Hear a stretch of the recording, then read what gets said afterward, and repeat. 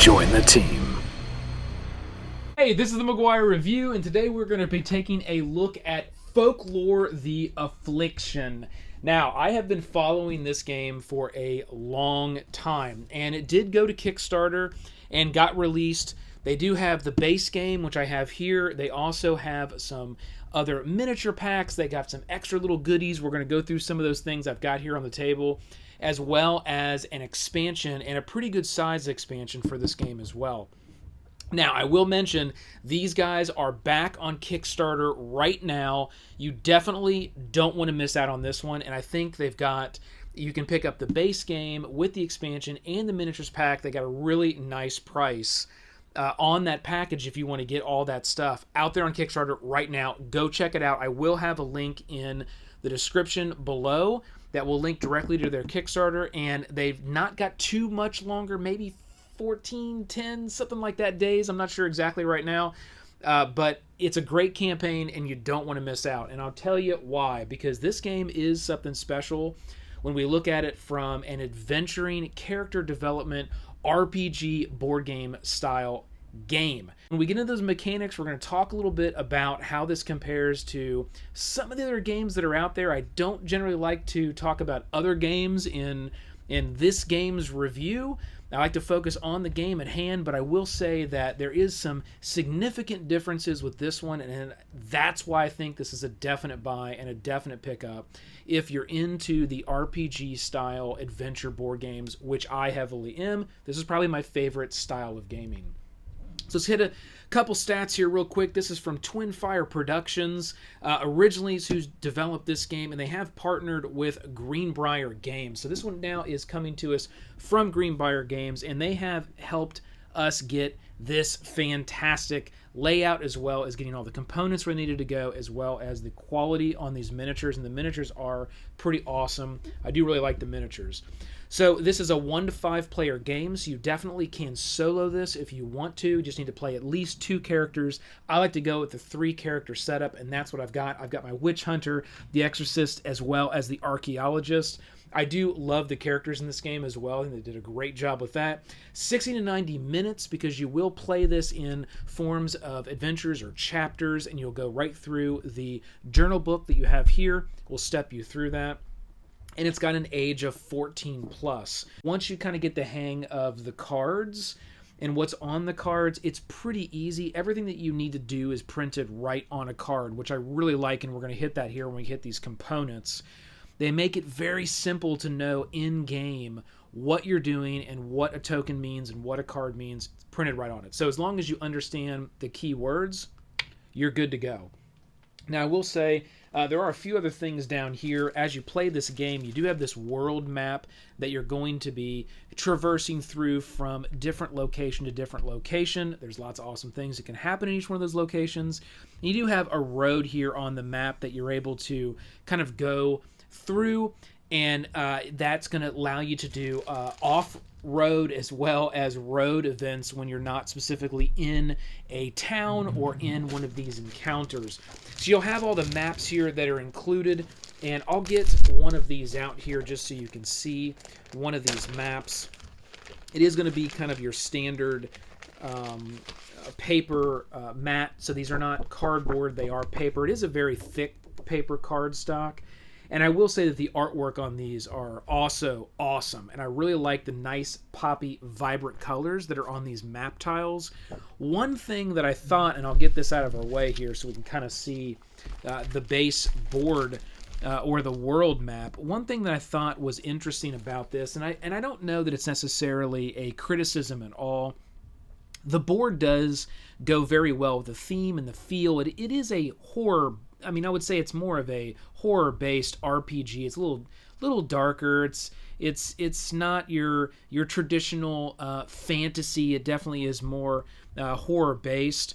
But I don't know that I would go. It's interesting. I don't know that I would go as far as saying it's a horror game, because it's not. But one thing that I thought was interesting about this is that this map does follow a very, what I would consider, a mute tone. The colors are very muted. There's lots of yellows and greens, and even the more poppy, like red lines, which are areas that you can't just cross immediately over when you're doing some of those off-road events. They don't really pop. And I want to say, on one hand, the board and the look, that kind of that sepia look, it goes very well with the theme of the game. But I wish they would have put a little bit more of a pop and a color in this board, the main game here, or the main board here.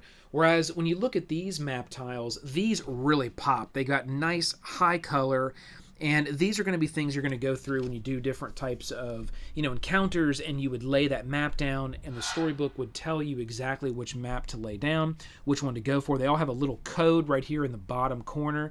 You'll grab that, you'll put it down, and then you'll place your miniatures on the map, and you'll place whatever you're interacting with on that map in that encounter, whether it's a fight or an encounter. You can have skirmishes or encounters. Encounters are a little bit longer than what a skirmish would traditionally be. And you'll play that out. When you're done with that you can call it a little scenario, then you'll put that map tile up, and they are double-sided, so you can see this one has some different artwork here, and there are quite a few of these maps that are included with the game. So that's kind of how you're going to be playing the game. You're going to be on the world map, having road and off-road events. You're going to be going and diving into these smaller maps and having more, intense, close encounters with various different types of monsters and beasts. Another thing I want to call out here, and is part definitely of the components, but we don't have enough room here on the table, is the actual miniatures that are included in the game. Now, my version of the game that I got here, which I picked up at Gen Con, did come with the miniatures here that are included, and you will be able to get these miniatures as part of the Kickstarter as well. It is an add-on to ensure that you do get all the miniatures that come with the game, and I think for the Kickstarter there's even more than what's included here, because in the Kickstarter one there's like these little fire ball type things, and there are more miniatures than actually what I have. But you got all the characters at the top. You got various different villains that you're going to fight. I love these little tree guys and the sculpts that come with these. These are really awesome. That might be some of my favorite miniatures that are actually in the game, as well as our colossal oak that's right up here, which is pretty awesome, and I'll show you how he works here in a second when we do kind of our component review. But here's all the miniatures, and one thing I thought was nice is in the box, when you pull this out, it's got, and I haven't seen anybody else do this, so I really kind of got to give them props for this. They included a little snapshot of what it looks like when all the miniatures go back in. Now, as you play the game and you start to learn where they go, over time it's not that big of a deal. You kind of see the miniature and you remember, they go right down here, right? The trees go right here, and that's where they fit, and that's obvious. The wolves are down here at the bottom. But that may not be so transparent when you first start to play the game. So I thought it was nice that you could just kind of grab this sheet and very quickly see exactly where everything goes back. Then that sheet lays right on top of those miniatures, and it can go right back in the box like that. So, I did want to take a second to kind of call that out, because I thought that was a really innovative way and fairly incredibly simple to make it clear of how those miniatures went right back in that tray. So, well done on that, Greenbrier Games. So let's take a second here and go through what we're going to see on the table. And I'm going to start over here with the characters. Bear, load up the video. Bear's going to load us a video. There we go. And we're going to hit these characters, and we're going to kind of move around the table. And we will pull up some videos when we hit various different things, just to make sure that it's clear what we're seeing here on the table. So I do have my three characters: the archaeologist, the exorcist, and the witch hunter. Now, I'm going to start with this component right here, because I really like the fact that they did include ways to track all your characters and the way your characters level up and the way your characters work. And we'll talk about that here in a minute. And if you go into the rule books, at the very back of the rule book, there is going to be a couple pages where you can photocopy and you can print off some little sheets to help you track your lore, track your items. And really that's going to be necessary when you go and you play a broader campaign, and you go from session to session. You're trying to remember what you have. They do include some nice bags to kind of put everything back into, so you can kind of, keep everything together for each one of the characters as you're playing. But it really helps you track all of those things, and those sheets are right in the back of the rulebook. We'll take a look at the rulebook here in a second. But I really wanted to start. I normally start with the rule book, but I really wanted to start with this little book because I think they did a great job with it. They didn't really need to include this because a lot of the information that's in this card, you can track on your little character sheet. You've got that information actually on your character card here. But it's really nice to have this little booklet, and it makes it very quick to see, okay, archaeologist, you get a little flavor text here on that character, what that's about. And then right on the front page here, you're presented with, you will choose one of these paths or focuses. So every character comes with that. Every character has a main focus or a path that you will choose from the very beginning. And for the archaeologists, you've got the explorer or the scholar. Now, the scholar is going to be more of your traditional archaeologist, and it's going to give you a little flavor text about, what that means, and then it's going to give you a couple abilities that are going to be active all the time if you choose that path. So, for instance, the scholar, I know you pass archaeology 10, so it's a type of skill check you're gonna pass. Beginning of any combat to gain +5 defense due to the research you have performed on your enemy. So, as a scholar, before I would go into combat with any enemy, I would do an archaeology check of 10, and if I got that, I would get +5 defense because of my research or my scholarly work about the enemies I was about ready to fight. So that's a bonus that I'll always have if I go with that focus. I also, once per story, you may reroll 1 skill check. That's what the scholar's going to let you do. If I would want to go with Explorer, and I happen to choose Scholar. I thought it would be cooler to go with the Scholar. But if I went with Explorer, I would get, when you successfully pass an archaeology check, you recover 2 Vita.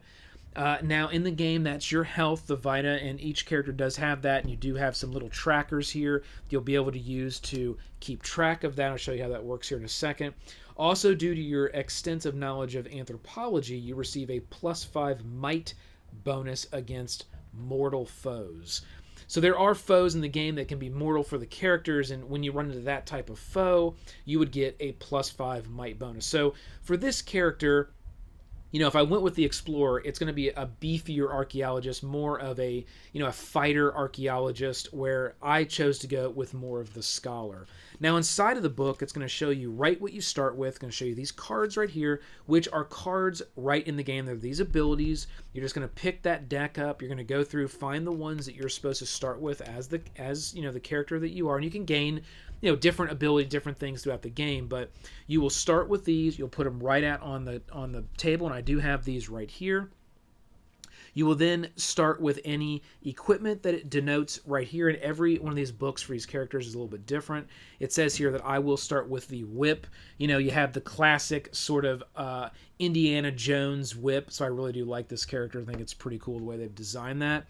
As well as you do get a bandage, as it shows right here, and I've got that little bandage token right here. And what's nice about these tokens, and I'll take a second to hit this, is every one of these tokens, and we'll talk about what these are, but every one of these tokens on the back side tells you exactly what they do. So right on the back it says bandages, recover 4 Vita. So you immediately are able to know what a token does just by flipping it over, and it tells you. You don't have to remember, how much is bandages again? Do I roll? Is it a set amount? Nope, just flip over the token, boom, that's what it does. So I'm really glad that they did that on all of these tokens to make it very clear. And then the thing that you're going to find right here is your location extras. Now, this is also different for every character. So if you look at this board, there's various different places that you can go to on the board around the map. And when you go to those places, alchemists. So if you get to an alchemist in one of these, towns, one of these areas, for 60 coin, I can do the Book of Lost Symbols, which is an item. Exhaust to add +2 to any skill check once per story enhancement. So that's an enhancement. Only I can do that. So if I was to go in here and look at my Witch Hunter, that's not on here for the Witch Hunter. There's a number of different things for the Witch Hunter, and as well as the Exorcist and any of the other characters that are in the game.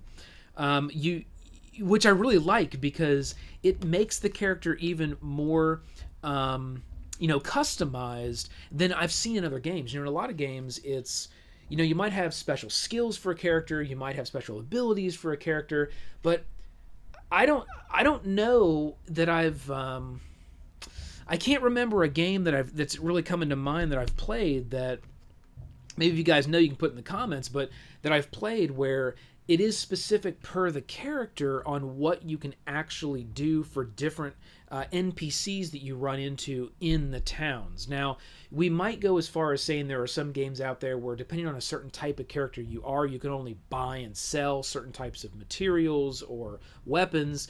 But this is literally getting down to the details of how you will interact differently amongst your characters with NPCs in these various towns and locations that you'll visit.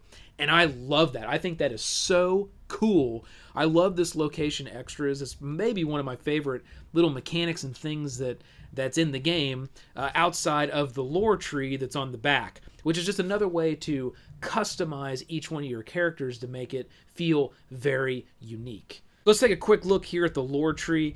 And what happens with this lore tree is as you go through and you gain lore, which is, right here on the side as you gain more lore throughout the game. And you can get those things different ways by, various different scenarios and things you defeat. And as you go through the story, you'll gain lore. Now, when you do gain it, per each one of the totals that's on the side here, it will give you a choice. And you'll see choice 1, and there's a column here, and choice 2, and there's a column here. And you will choose one of those. Now, at certain lore totals, like this, 1100 lore that's down here, it actually has a little +2. Most of them all have a little +1, but has a +2, which indicates that you can, if you want, take, 2 different types of options here to make your character even beefier. So, and it's various things like +1 to any skill. So let's just take, for example, once I hit 100 lore and I go over 100 lore, I can +1 to any skill and +2 to max Vita. So I can either choose, what do I want? Do I want +2, 2 more health to my max, or do I want to add 1 to any skill? Well, I may want to add 1 to any skill because maybe my character already has a good amount of health. Or maybe it's a character that doesn't have a lot, and I'm going to add him a little more health, and I'm not really worried about skills. So you'll kind of make that decision, and that decision will stick, as you go through and you're developing your character. Another mechanic I really like is you can lose lore in this game as well. So as you lose lore, if you ever go back under a threshold, you will therefore lose the ability that is attached to. Now, it's immediately gained back the second you hit that lore total again. But I like that as well, as you can kind of lose those abilities. It gives it a very realistic feel. You can kind of lose those abilities as you lose lore in the game. There's various different ways to do that. So that's how this little book is going to work. And, I know I spent a bit of time on the book, but I do think this book is a really, really fantastic component. And I actually use it. I actually mark very lightly with a pencil right on the book, and I will use these books as I play the game. And then if I want to go back through and use the same character and change the character up a different way, I'll just go through and lightly erase those. So I am just making very light marks. But again, at the back of the rule book, you can use the sheets that are included to be able to do that too. So let's just go ahead and hit these rule books before we move on, because I did start with our book component here. So you do have the rule book. They are a paper rule book, and it does follow much like we would see with any of these types of games. They're rule books. You're going to see the color, the text, and it does a nice job in laying out how to actually go through this game. And this game is designed where you'll be able to just read a few pages in this book, and then it's all said, okay, let's start. And then you'll go through, you'll kind of build your characters, you'll start with your starting items, you'll go right into the journal book, which is this book here, which is just essentially going to hold all of the different stories. And I'm not going to really go too much through this because I don't want to give anything away, because this is the storyline that you'll be following. And depending on the decisions that you make, depending on the skill checks that you make, pass or fail, certain things will happen. So it is very much a story-driven, somewhat choose-your-own-adventure campaign. And that's one thing about this game that I do like very much, and probably the best in this genre, with being one of these RPG / board games. So let's take a little bit of a detour. Actually, before I do that, let me hit this, because I do want to show you guys this last page I was talking about. Where on this last page, there's some character sheets that you can photocopy. You'll see those right there, and you can just photocopy those, print those out, and you'll want to do that. Have you quite a few of those, nice little stack. And as you play, you can just cut them out and give each character whatever they need. Makes it a lot easier to track your campaigns and where everything is, especially from session to session. Now, back to the look at this game in comparison to others I think that are within this genre. You've got other games, and I know there's ones that are probably going to come to people's minds, and I'm just going to go ahead and say them, right? You got Gloomhaven, you got Sword and Sorcery. How do those kind of compare to a game like this? Well, I think that there are things that are somewhat the same, but they're also very different in nature. And this one, I think, does the best job in replicating the true RPG experience that you would get if you were sitting down and playing a Pathfinder, playing a D&D, and really going through a really rich RPG experience. I think this game captures that the best and it really gives you that feeling probably better than the other titles. The other titles are great for what they are, but this one really captures the feel of a true RPG in the way that it's designed and the way that you interact with the game, the way you play the game, the way you interact with other players. It's just designed very well to give you that type of feel. Now, I don't want to go as far as scaring off people that are more into the adventuring board game, because you're still going to get that. And it is a board game. Let's be honest. It's designed as a board game. You got all the components you need. You got the characters, the abilities, the cards, everything is here. Okay? And I think the rule set is designed in a way that still makes it feel like a board game. It isn't so RPG heavy that you've got like massive manuals you need to read through, and every time you run into a situation you're like checking player guides, checking DM guides. That's not what you've got here. So I mean you saw the rule books, right?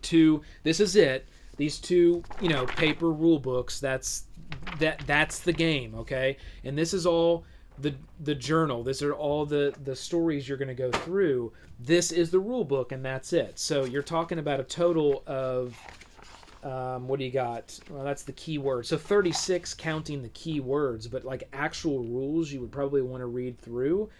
35 pages, that's max. That even includes some overview of the character sheets that I showed you there in the back of the rule book.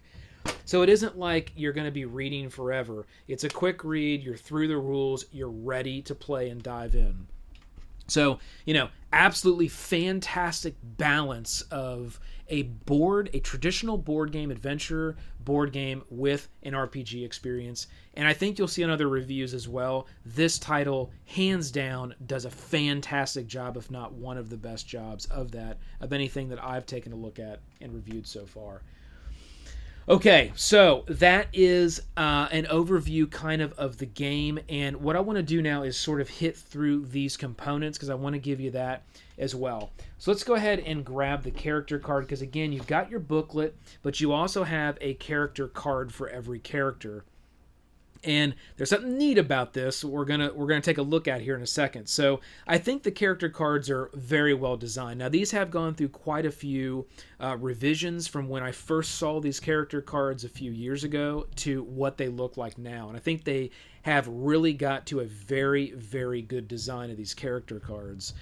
Load up a video of the character card. So on the character card, you'll see you do have all of your stats kind of listed off right here. You have a little blue arrow right here and a little red arrow. Now you will notice that every character does come with the PowerPoint tracker as well as the Vita tracker, and there are numbers all the way around that track. You'll see little numbers all the way around the outside of it. Very simple. You're just going to point that little red arrow to the red Vita card, and you'll see here exactly how many you have. That's how you'll track that. You will point the little blue arrow at your PowerPoint to be able to track that, and that'll just kind of sort of be lane and just sort of track over time kind of where things are, and you'll turn it around to get whatever number that you need to have. Now I will say I've never really had a problem tracking them with these. You can denote that on your character little sheet printouts if you want to, just in case you bump some. Oh, how many did I have? But I haven't really had an issue with that, so I just kind of make sure that I continue to track it here. But obviously, you're going to want to write that down when you go from session to session and you put things up. That's how these little trackers are going to work on this card.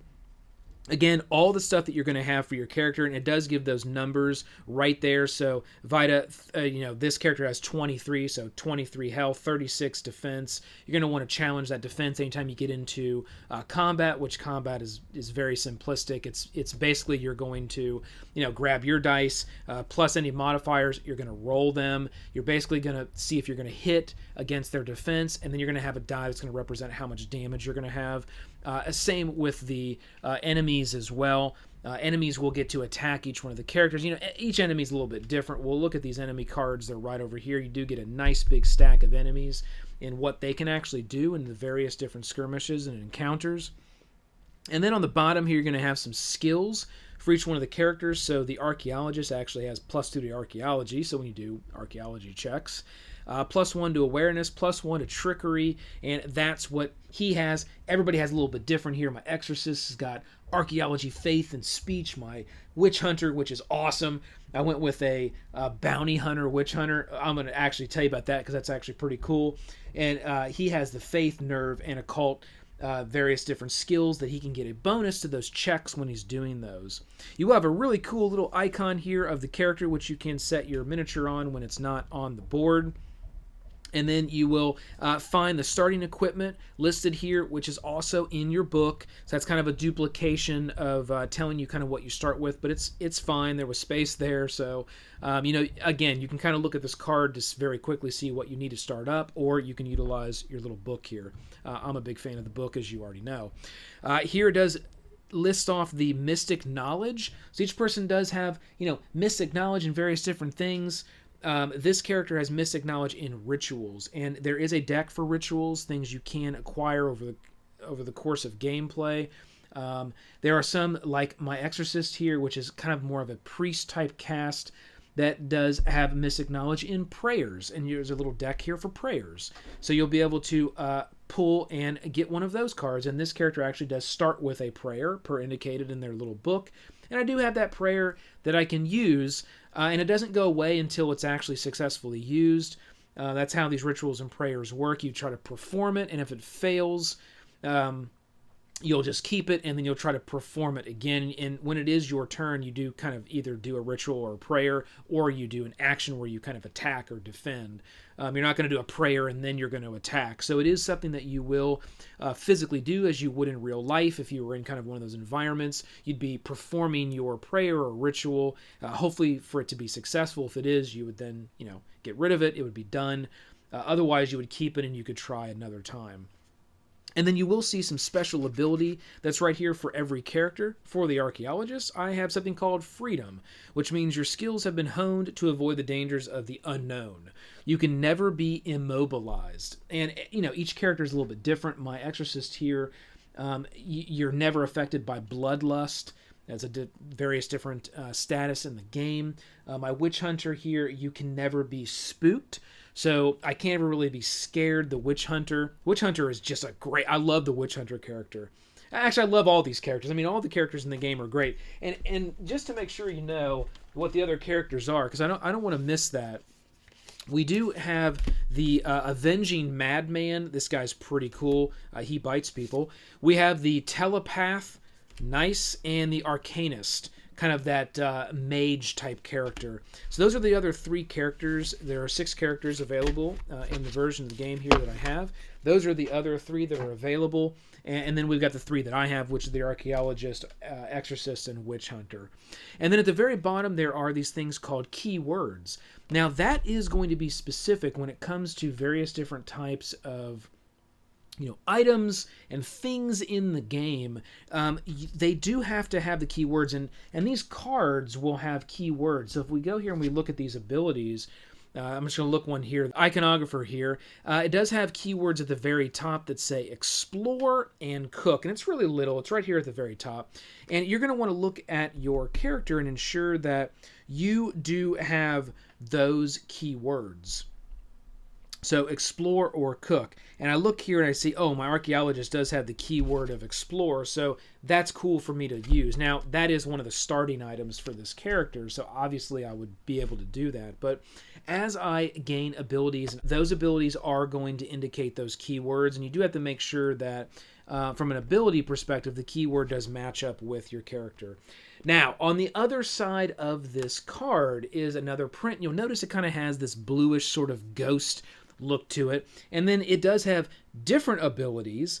It also has ghosts have the ethereal status. It also has energy drain, hindrance, luck. So these characters will change up when you flip them over and you become ghosts in the game, and that's something that you can become in the game. So there's kind of 3 statuses that you can come to, and each one of them is completely different, which is another awesome thing. It isn't just like you become a generic ghost. There's 3 statuses you can go through. You're either alive and you're operating as a character, you have all of this, you have your items, you have all your stuff, or you get reduced to 0 vita, which means now you're dead, quote-unquote dead. You then are reduced to a ghost, and you become a ghost. Now, this game does have an expansion pack, which I'm definitely going to get my hands on, where each one of the characters have like a bluish sort of clear see-through miniature, which represents them as a ghost. And I am going to get that because I think visually it really helps kind of see who's ghost and who isn't. It's pretty awesome. So I'm going to definitely pick that up. I don't have it right now. But you will become a ghost, and when you're a ghost, you have a whole number of different things that you're going to be able to do. Some things you're not going to be able to do anymore. Like you can't loot, you can't, get stuff, acquire stuff anymore as a ghost. You can still interact with parties, you can still fight, you can still do various different things to help even as a ghost. And you do have the ethereal ability as well, where you can kind of phase in and out, and not kind of worry about getting pummeled a lot of the time as you're a ghost. Now, even with ghosts, they do have what they call ghost points, and that's right here. So 10 ghost points. And as you do various things, and these little numbers right here represent that, that's how many points you're going to have to use as a ghost. So you can almost think of it as when you are in ghost form, you're kind of on a time clock, because you only have so many ghost points. So you do want to get back to a physician in a town and get healed, which will then turn you back into a living human, where then you can start, to do everything that you would normally be able to do. Now, let's say you're out and you're adventuring and you blow through those ghost points because you really got to go all in on a battle or something you need to do. Then what's going to happen is you're going to move into something called limbo status, which means you're kind of permanently stuck as a ghost, and you really kind of no longer play. So, as a ghost, you can do this stuff, but once you get stuck in limbo and you have no more ghost points, you really can't do anything. And at that point, you would take on one of the 3 roles in the game, there being a leader, a controller, or a narrator. And that's a good design as well. Like, if you're the leader, then the person next to you, is kind of the controller, then you got the narrator. So it's like who would read the story, who would control things on the map. The leader is the person that's going to have the leader token, which is a nice, really cool token, either day or night.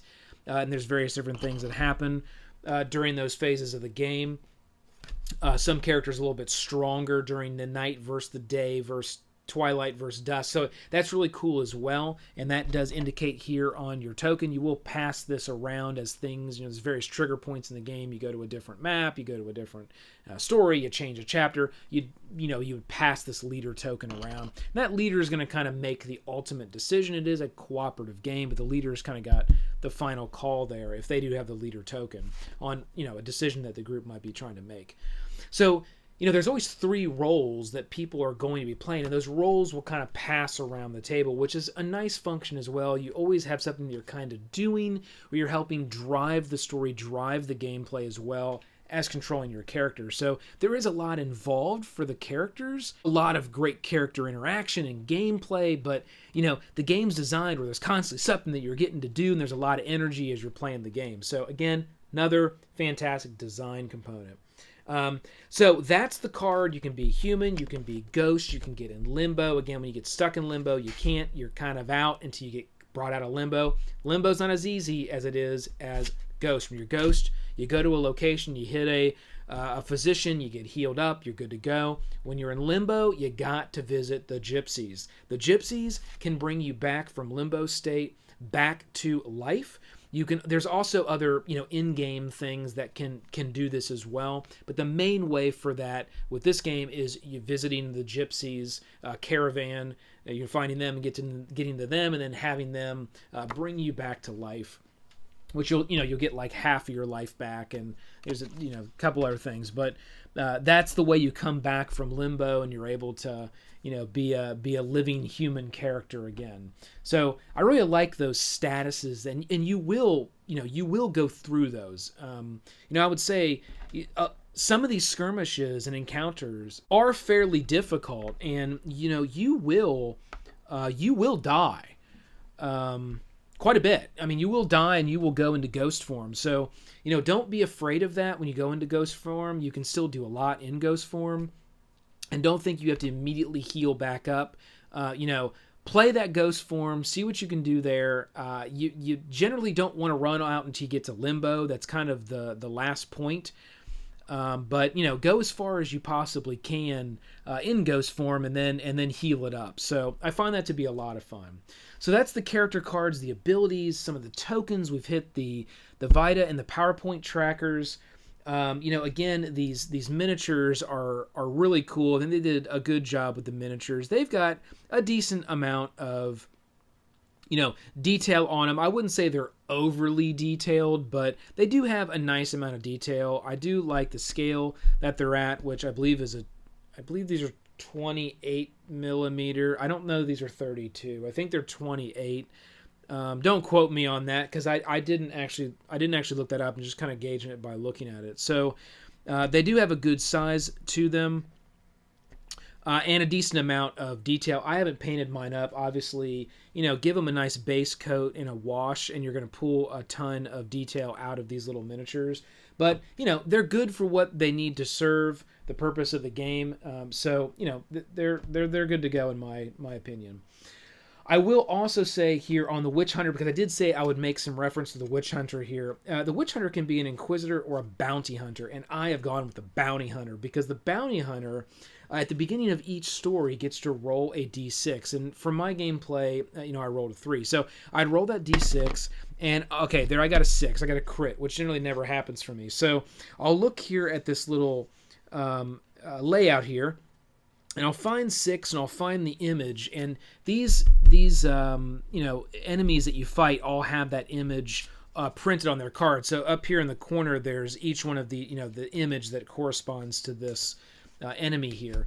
And anytime I encounter, so you have to want to remember that anytime you encounter that enemy and you make the killing blow on that particular type of creature, you will gain 1d6 extra coins. You may re-roll your bounty every time you enter a new town. So anytime you go to a new town, a new story, you can re-roll your bounty and go for a different type of character that you have a bounty for. The reason why I picked the Bounty Hunter is because it's really a good way for this character to rack up the coins. Now, it's not going to happen every time. Again, you have to roll, you have to get a certain type of enemy, and then you have to encounter that enemy, and this has to be the character that makes the final blow. If the Archaeologist or the Exorcist makes the final blow, it doesn't count.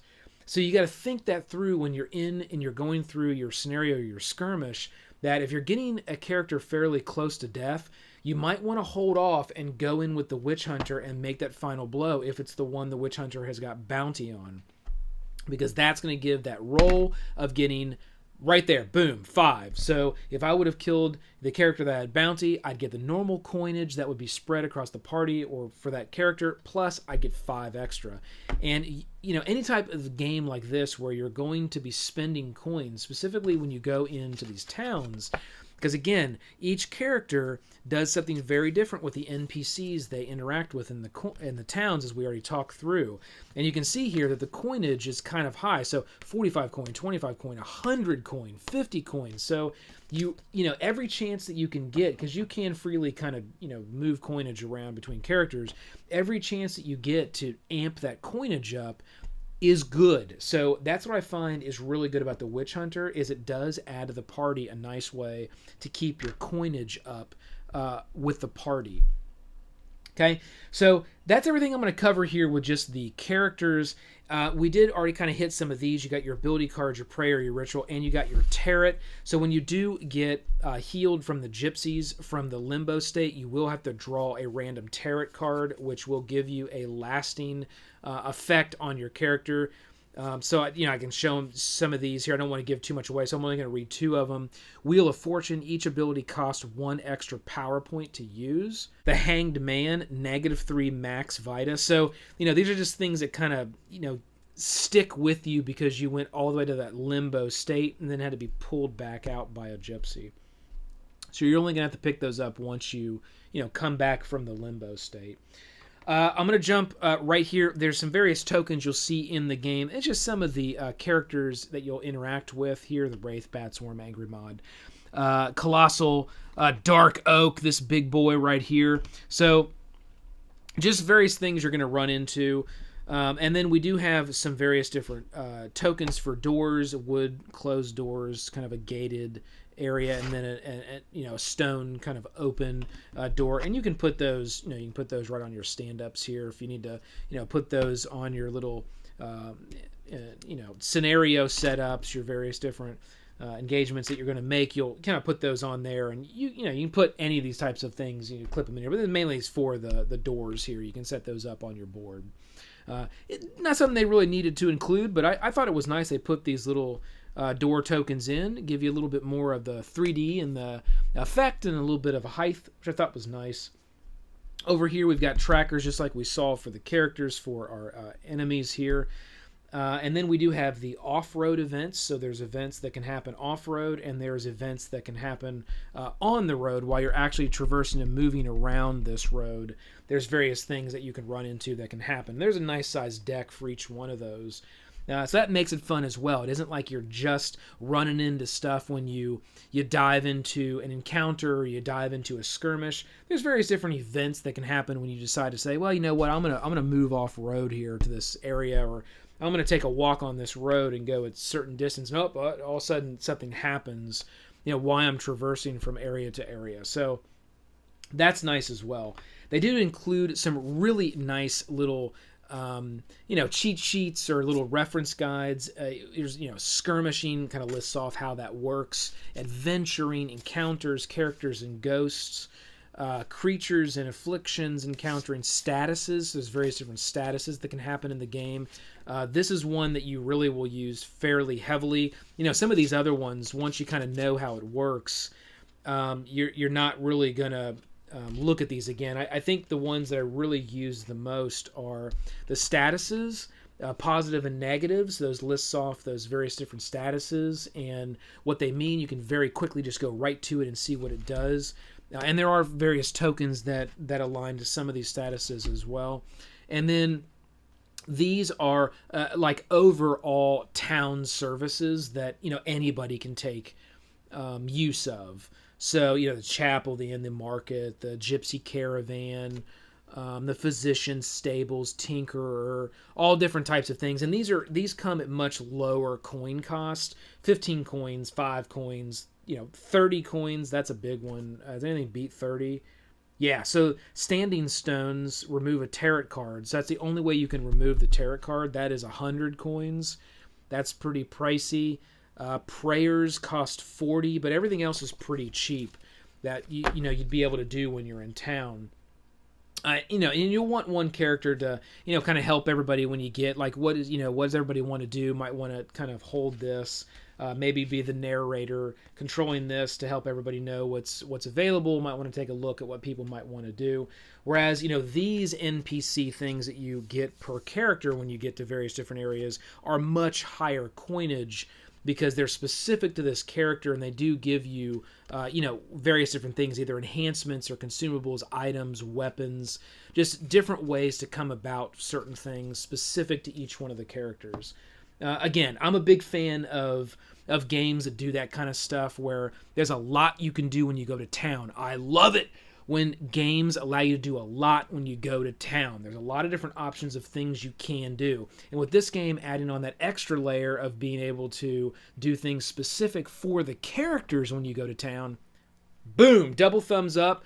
all the better. Extra layer on top of your generic things you're going to be able to do, which frankly are quite a few things. You can see this whole sheet is filled out in the front and the back of all the different types of things you can visit and do when you're in town doing the town services. And there's 3 different types of towns. They list those off right there at the top. Okay, that's how those cards are going to be worked. Well done on the design of those, and they're actually very useful. A lot of games, they include these little reference sheets, and you use them the first time you play, you never use them again, or you never use them because they're just not useful, and it's easier to go to the book. These guys are designed very well, and I find myself using them quite a bit. So well done on that component and design there. Now, we do have a nice big deck for the items, and these are all the different items that you can acquire in the game. Again, some characters are going to start with items right off the bat, like this guy started with the whip. My exorcist here started with a weapon as well. And, these cards are very easy to use. And you're going to look at the card and you're going to see kind of what the card is. There's going to be some flavor text. At the bottom here is going to have 3 little boxes, and those boxes are going to be filled in with various different types of icons. It's going to tell you, like this one says neck. It's a medallion of power, indicating that's where it's going to go. It's going to go on your neck. And you will track for each one of these characters, what you're wearing and where that item is. It will indicate the cost of the item right there, 20 coins. It will also indicate that what it is at the very bottom. This is an enhancement. And, each thing is different. Some things are consumables. Some things are protective enhancements. What else do we got here? Weapons. There's armor. There's just various different types of things you're going to find in this item deck.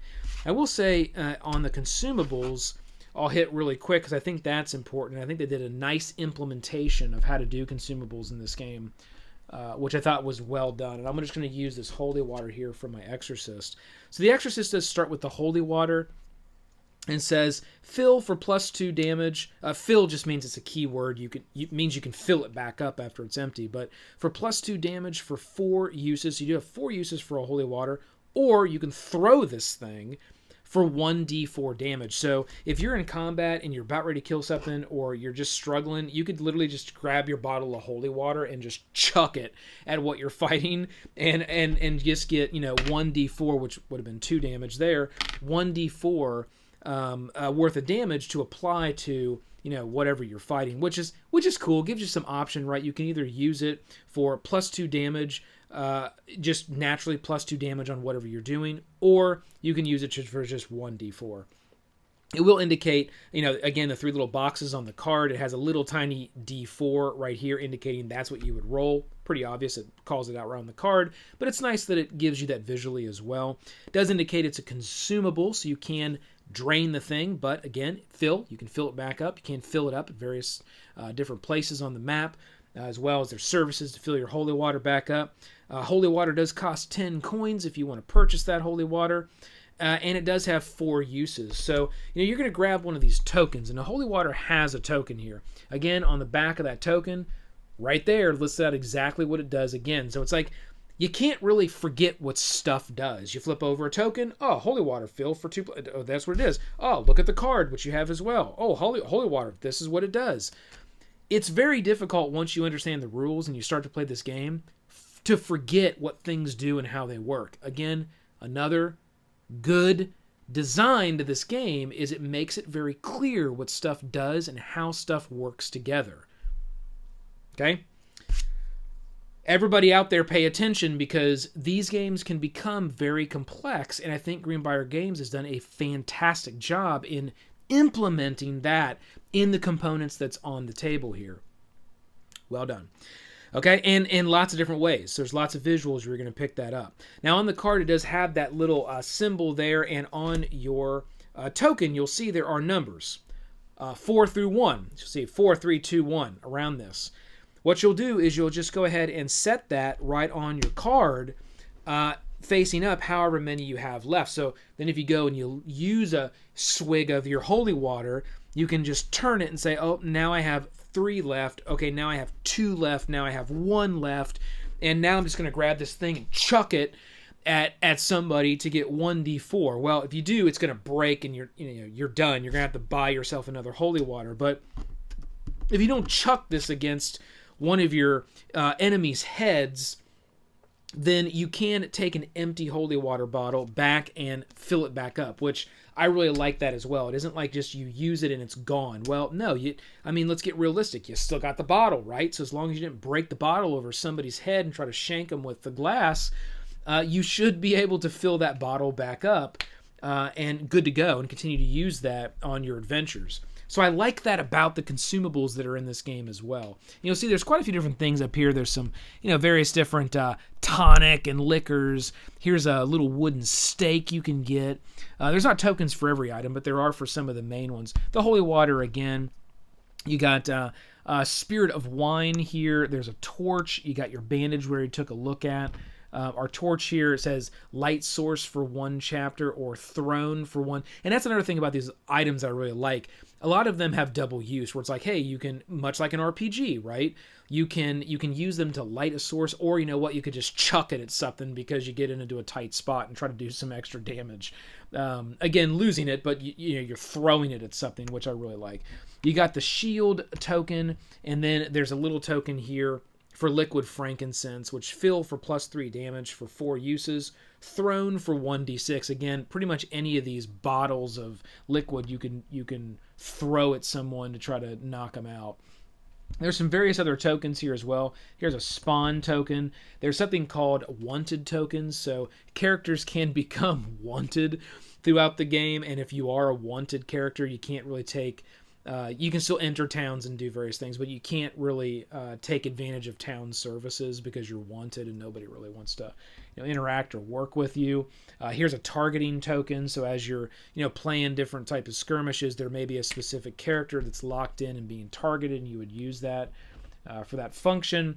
Here's a little lever, so it's just a picture of a little lever. You might put that on one of the maps, maybe something you got to get to and pull a lever to open one of your doors. Okay, as you're going through your scenarios.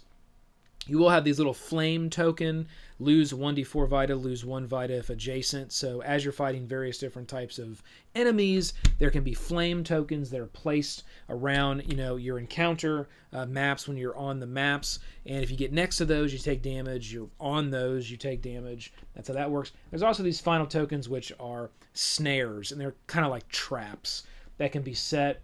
Some characters don't even get... snares don't actually affect them. There's various different things you can do as you build the character, but that's just a trap like you'd find in any type of game. Love the fact that they did include traps. I'm another big fan of traps in games. Now these tokens here, we have a boon, so you can get boons throughout the game. They do various different things. Add d6 to any die roll. Add d6 to any die roll. Let's look at another one here. Take an additional move. What do we got? Receive an extra attack. So these are things you can pick up over the course of gameplay, and then once you use it, it's kind of done. You just use that boon. This token here represents corrosive. To lose 1 vita for 4 rounds. So there is corrosive in this game that you can get hit with, and that just kind of ticks away at you, sort of like we can call that poison. They went with corrosive in this game, and it does have the various different numbers around that token, much like our holy water did. So that will play out over over the course of the game, various different rounds. How much it's still in effect. And then here, there's one that is for infected, so you can become infected, gain infection whenever sickened or already sickened. Again, there's ways to cure that as you go, various different town services. And then these little tokens here are going to indicate what you're going to do on your turn. So when it is your turn, you're going to be able to move, you're going to be able to attack, or you're going to be able to defend. You don't attack and defend, so that is a choice you need to make. So for a round, you may say, I'm going to defend because I need to just, I don't want to go into battle. I'm kind of low in health, and I'm just going to try to defend myself. Maybe you got a shield too, double up there. But with your defense here, you get +10 to defense. So you're going to take your character's base defense number, and you might have other things that add to that if you get like a shield. So like if a character had a shield, I'd have +4 to defense. And then maybe I want to defend for a round of combat. I'm going to get 10 to defense, and minus 10 to might. So I'm going to take back what I just said, because you are still kind of attacking when you're defending, but it's like a really weak attack. That's why you have negative 10 to might. You're probably not going to hit, but there's a chance you might actually do some damage. But you are mainly defending yourself. So when it gets to the enemy attacking you, your defense total is much higher, and they may roll a really high hit to do big damage, but if they can't hit you, if they don't beat that defense number, they're not going to be able to hit you. So that's how the attack and defense work, and you'll make that decision as you're playing out the game. So there's a token for that, which I thought was nice as well. They didn't really need to include that, but again, it's there. It helps you remember. It's visually there, and you can remember on, you're defending, you're adding plus 10, you're minusing 10. It's something you might forget, so it's there. A few other tokens here that are used for various things as you're playing the game. We've got some little clue tokens you're going to get when you're going and searching various different things. You're doing like an encounter and you're moving around with the mini maps. You're going to place clue tokens in some of those where you're going to try to get to those clue tokens and find things, loot, search for different types of things, which may help you fight whatever you're encountering or not. I have found you probably want to get to those clue tokens because it will help you within that, in that encounter you're going through. There are some various tokens that represent some more of the characters, and then we do have our big boy here, which was a Kickstarter add-on, and I did pick this up at Gen Con. And this is pretty awesome because you can change this guy out, his arms as well as his head. So I have one kind of tree arm, the tree head, and then a stone arm. I just think that's cool. So that's how I have my little guy set up. But you can have two, each one of the kind of the tree look. You can have each arm being the rock. Then you can switch the head out to be kind of the rock head. So he can sort of be a big, colossal, rock kind of monster, or he can be sort of the giant oak, more tree type look. So I thought that was cool how you can customize this guy's miniature and kind of build him out different ways when you're doing battle. I did pick up a little extra called the Crafting and Recipes card pack. So I got this at Gen Con as well, which gives you a bunch of recipes and crafting abilities. So in this game, you can pick up various different components and then craft things and cook things up and give yourself different types of bonuses by doing that. So I thought this was a really cool add-on. It came really cheap. I can't remember exactly how much it cost, but it was really low price. And again, you can pick this up in the Kickstarter that they currently have going on. Another thing I love about this game, I love about any game like this, is you can pick up companions. And not only can you pick up military or militant companions here, but you can also, and the artwork on these are fantastic. I really think they did a great job on the artwork on these companions. But you can also pick up animal companions, which I think is really cool. A mare, a hound, a snow owl, a dove, a mustang, a golden canary, a cobra, and a drake. Ooh, that drake is sweet. So that's one thing that is really cool about this too, is you can pick up those companions throughout the course of gameplay, various different ways that will stay with you and kind of help you and give you bonuses or help you fight depending on what that companion does. There are more powerful artifacts, kind of like our items, but they are called artifacts that you can pick up.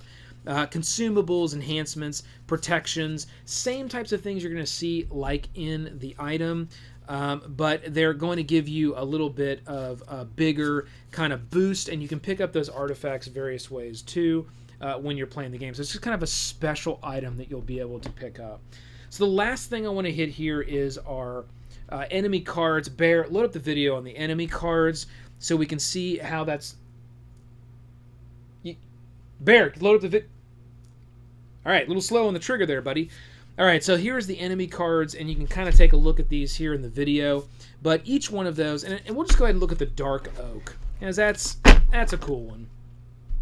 So when we grab the Dark Oak and we look at that, you'll see that depending on if it is kind of just something you're encountering, or if it is something that you're skirmishing. So let's just start kind of on the skirmish side here. If you're skirmishing this Dark Oak, you'll see here that it will list out very easily for you depending on how many characters are playing. So 2, you roll a d4. 3 or 4, you roll a d6. You're playing with 5 players, you roll 2 d4s. So I'm playing with 3 characters, I would roll a d6. So right off the bat, when I started to skirmish with this, I would go ahead and roll my d6, and it hit a 4.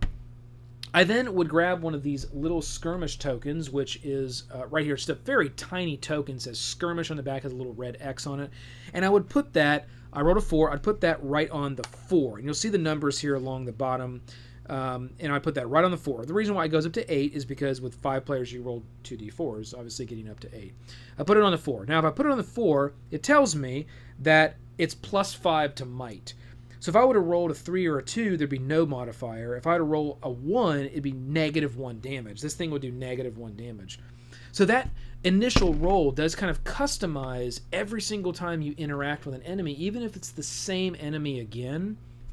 It's going to customize that enemy a little bit different and modify that enemy, which is, for my roll, is going to give me the plus 5 to might. So right down here, might, it says at dusk is 0, at twilight is plus 5, at midnight is 10, and at nightmare is 15. So these will change over the course of the game depending on what's kind of going on. You're going to look at that and see, well, is it twilight or dusk, or is it midnight? Well, if it's midnight, I'm fighting this thing, it's going to get plus 10 might, plus it's going to get its modifier of plus 5. Now it's 15 might, because I'm fighting this thing at midnight. So that sucks. Where if I was fighting it at dusk, it'd only have 5. Does lift off its defense right there. That's the number you're going to have to beat when you're skirmishing it. It's 47. And it lists off the coins at the bottom here. So that's how many coins you're going to get.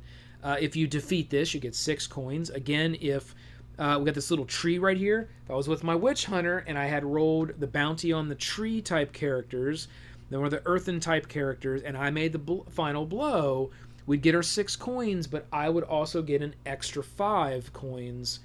5? No. I would also get an extra, roll that d6 to see how many more extra coins I would get for the bounty. So not to be forgotten, if you're playing with the bounty hunter, witch hunter, don't ever forget that. You're going to lose out on a lot of coinage. You also see here skirmish power, which is right up top, and it's going to list off what this character can do. So lose 1d4 vita, and 1 random character that has hit must pass trickery 4, or lose 1 consumable item or item token which is broken by flailing limbs.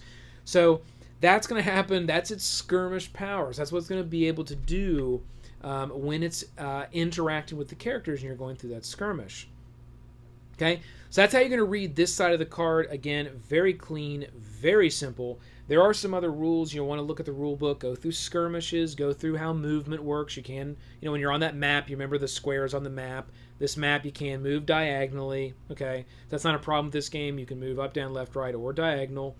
But there are various different rules to skirmishing. You can find those there in the rule book. It'll show you kind of how to roll the dice and the damage die versus which die to roll when you're going for checks, things like that.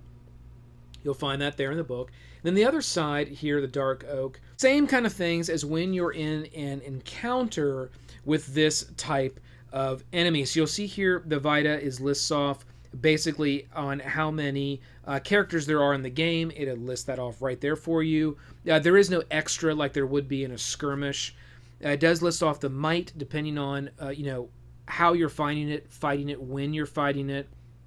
The defense, the stride, which is the movement.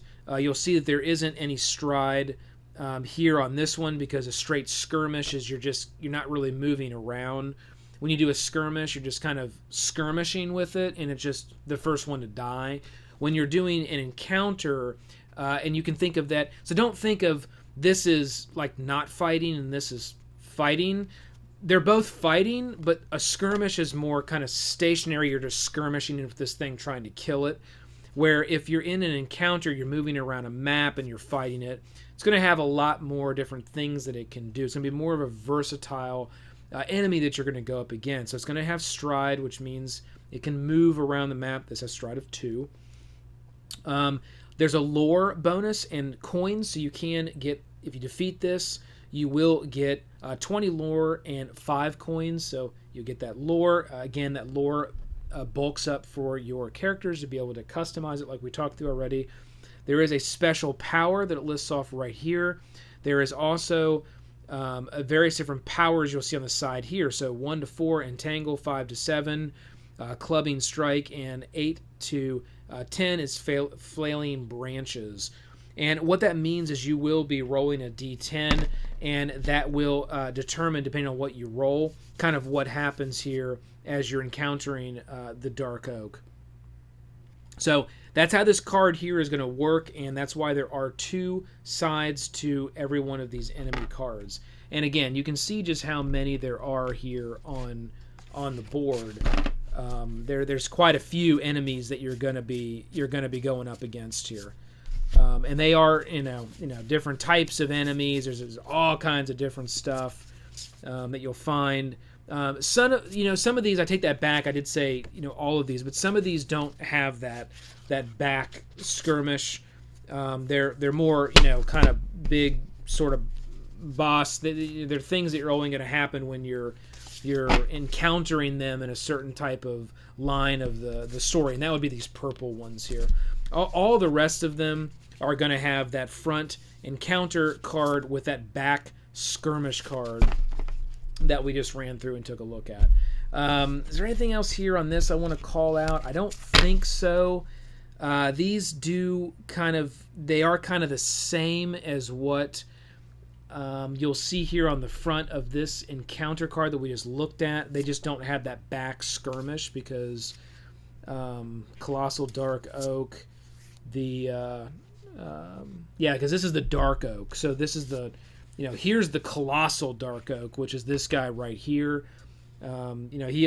Obviously they're gonna be a little bit harder. They're gonna offer more lore. They're gonna offer more coin, things of that nature, and they're gonna be things you're gonna run into as you're going through and you're playing the game and you're hitting various what I would call bosses or mini bosses, as you're playing through the various different stories.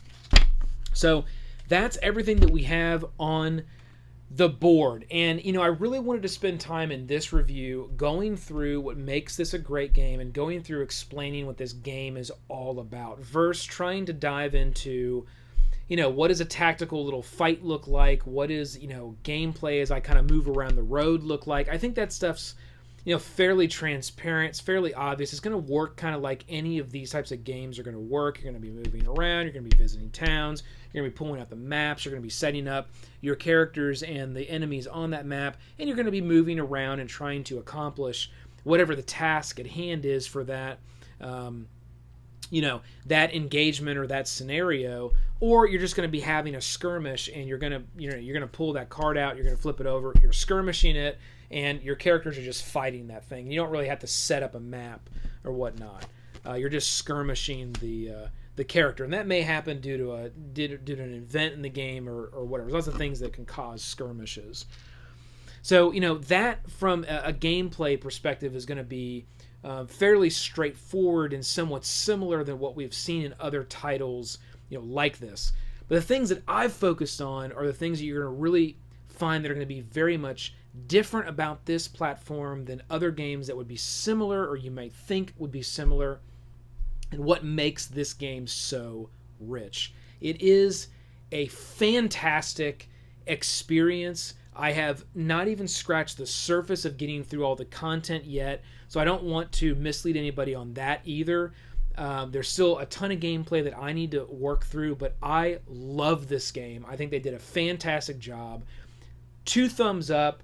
Highly recommend this. Go check out the Kickstarter. You don't want to miss out on this one because I'll tell you, the Kickstarter prices they got going right now are way better than what they had at the con, what they had at Gen Con. If you wanted to pick up the base game and you wanted to pick up the expansion, you wanted to pick up all the other stuff that's out there, the price they have right now on their Kickstarter is a great price for all this stuff, and they do have it available with miniatures or not miniatures, so you can get the whole experience. If you don't want the miniatures, just get stand-ups at a significantly reduced price, or you can pay a little extra and add on those miniatures. And really, it's not a big difference. You can pay a little extra, and I think it's totally worth it to have the miniatures of the game if you want to paint it up and just add to that great RPG experience. So Folklore The Affliction, guys, great job. Go check out the Kickstarter. This is one not to miss. So hit that like, click the subscribe below to join the team, ring the bell. This has been the McGuire Review, and we'll see you next time. Folklore!